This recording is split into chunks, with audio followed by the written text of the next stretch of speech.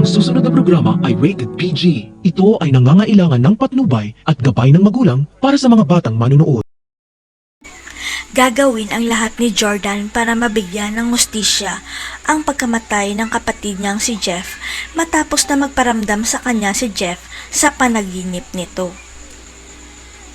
Sa panaginip ni Jordan, gusto ni Jeff na ipaghiganti siya ng kuya niya sa mga taong pumatay sa kanya pero hindi rito nabanggit na si Shira ang mastermind ng lahat. Kaya humingi ng tulong si Jordan kay Leon dahil may alam ito kung saan matatagpuan si Alakdan, ang sospetsado na bumaril sa kapatid niya sa araw ng kanyang kasal. Ayaw sana sabihin ni Leon kay Jordan kung saan ito matatagpuan si Alakdan dahil manganganib ang buhay ni Jordan pero mapilit si Jordan kaya ibinigay niya ang impormasyon. Napaisip tuloy si Hannah kung gustong tulungan ni Leon si Jordan o gusto niyang mapahamak si Jordan para wala na siyang karibal at wala nang sagabal sa relasyon nila ni Christy. Handa si Jordan na ibuwis ang buhay niya para mapatay ang taong pumatay sa kapatid niya. Kaya solo niyang hahanapin si Alakdan sa kuta nito at siya mismo ang tatapos kay Alakdan.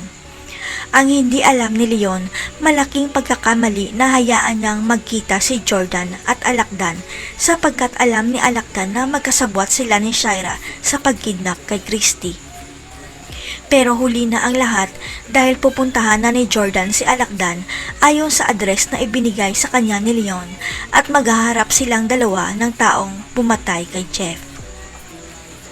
Alam ni Alakdan na walang kalaban-laban sa kanila si Jordan kaya bago niya tapusin si Jordan isisiwalat niya muna na si Shira ang nag-utos sa kanya na patayin si Jeff.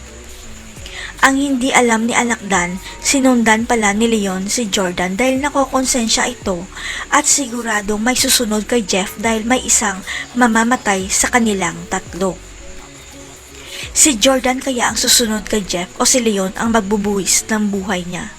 Maisiwalat kaya ni Alakdan kay Jordan na magkapatid si Leon at Shira. Abangan.